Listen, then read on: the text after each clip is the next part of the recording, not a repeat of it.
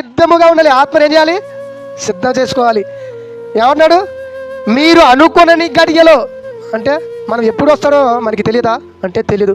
ఏ మనిషికి తెలియదండి. కాబట్టి మనం అనుకోకుండా ఉంటాం చూసా. యేసుప్రభువు వారు రాడులే ఇప్పుడు అని అనుకుంటాం చూసా, అప్పుడు ఆయన వస్తాడు. అదే మాట అర్థం చేసుకోండి. ఒకసారి చదవండి.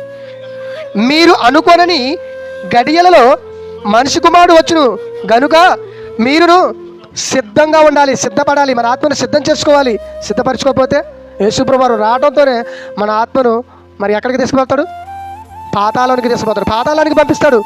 ఎందుకంటే దేవుని మాటలు ఎన్ని విన్నా కానీ మన ఆత్మను మనం నిజంగా సిద్ధపరచుకోలేకపోతే ప్రియమైన దేవుని వల్ల మన పరలోకం వెళ్తామా? ఎన్నో మాటలు వింటున్నాం కదా మనం.